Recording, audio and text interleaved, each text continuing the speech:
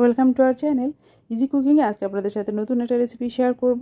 আমরা রুটির সাথে আলু ভাজি তৈরি করে থাকি, কিন্তু পরোটা দিয়ে মেহমানদারি করতে চাইলে আমরা কী ধরনের রেসিপি তৈরি করব এটা নিয়ে আমরা খুব চিন্তায় থাকি।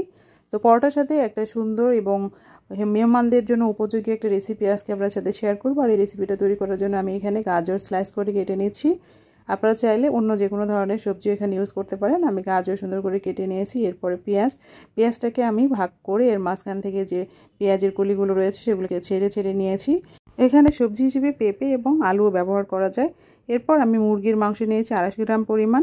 আমি শুধু মাংসের অংশগুলোই নিয়েছি, কোনো হাড় এখানে ব্যবহার করা হয় নাই। এর মধ্যে দিয়ে দিচ্ছি 1/2 চা চামচ পরিমাণ লাল মরিচের গুঁড়ো, লবণ স্বাদ মতো এবং 1/2 চা চামচ গোলমরিচ গুঁড়ো। এর সাথে দিয়ে দিচ্ছি আদা বাটা 1/2 চা চামচ এবং রসুন বাটা 1 চা চামচ পরিমাণ। সয়া সস ব্যবহার করছি 1.5 চা চামচ পরিমাণ এবং এর সাথে 1 টেবিল চামচ পরিমাণ কর্নফ্লাওয়ার দিয়ে খুব ভালোভাবে মাখিয়ে 20 মিনিটের জন্য রেস্টে রেখে দিচ্ছি। 20 মিনিট পরে আমি খুব ভালোভাবে এটাকে ভেজে নেব। তার জন্য তেল গরম করে নিয়েছি এবং তেলের মধ্যে এই ম্যারিনেট করা চিকেনগুলোকে দিয়ে 5 থেকে 6 মিনিটের মতো ভেজে নেব। এক পাশ থেকে ভেজে উল্টিয়ে অন্য পাশটাকেও খুব ভালোভাবে ভেজে নিতে হবে। এরপর একটা প্যানে তেল গরম করে সেটার মধ্যে যে আমার কেটে রাখা গাজর ছিল সেই গাজরগুলো দিয়ে দিয়েছি। গাজরগুলো দিয়ে ঢাকনা দিয়ে 2 থেকে 3 মিনিট খুব ভালোভাবে এটাকে সিদ্ধ হওয়ার জন্য সময় দিতে হবে।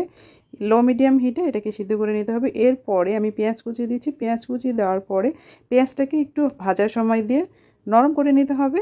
পেঁয়াজ নরম হয়ে আসলে এর মধ্যে পানি দিয়ে দিয়েছি 1 কাপ পরিমাণ। 2 চা চামচ টমেটো সস, 1 চা চামচ সয়া সস, স্বাদ মতো লবণ দিয়ে খুব ভালোভাবে ফুটিয়ে নিতে হবে। খুব ভালোভাবে ফুটে উঠলে এর মধ্যে আমার ভেজে রাখা সেই চিকেনটাকে দিয়ে নিব। চিকেনটা দিয়ে মিডিয়াম হিটে এটাকে 6 মিনিটের জন্য ঢেকে রান্না করব।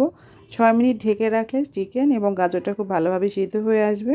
6 মিনিট পরে আমি যখন পানিটা শুকিয়ে আসবে ঠিক এই সময় সামান্য পরিমাণ কর্নফ্লাওয়ার পানিতে গুলিয়ে এর মধ্যে ঢেলে দিব। আর এটা থিকনেসটা দেখে নেন, ঠিক খুব বেশি হবে না, একদম গায়ের সাথে লেগে যাবে। খুব বেশি পরিমাণে কর্নফ্লাওয়ার ইউজ করা যাবে না, সামান্য পরিমাণ কর্নফ্লাওয়ার দিয়ে খুব ভালোভাবে ঠিক করে নিতে হবে। এরপর এর মধ্যে দিয়ে নিচ্ছি সামান্য পরিমাণ গোলমরিচ গুঁড়ো, কাঁচামরিচের বিচি ফেলে আমি দিয়ে নিয়েছি।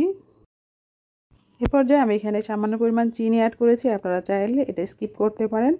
আর এভাবেই তৈরি হয়ে যাবে পরোটার জন্য ঝটপট একটা রেসিপি। আর এই রেসিপিটা আমার বাসায় সবাই খুবই পছন্দ করে। আর মেহমান আসলে তো কথাই নেই, আপনার মেহমানকে ভালোভাবে মেহমানদারি করতে চাইলে আপনি এই রেসিপিটা তৈরি করে নিতে পারেন। আর এই রেসিপিটা আপনি পরোটা, রাইস, পোলাও যে কোনো খাবারের সাথে পরিবেশন করতে পারেন। এই রেসিপিটা মাঝে মাঝে আমি আমার বাচ্চাদেরকে ফ্রাইড রাইসের সাথে তৈরি করে দিই। আশা করছি আমার আজকের এই রেসিপিটা আপনাদের ভালো লেগেছে। আমার চ্যানেলের রেসিপিগুলো যদি আপনাদের ভালো লেগে থাকে তাহলে আমার চ্যানেলের সাথেই থাকবেন। ধন্যবাদ। আল্লাহ হাফেজ।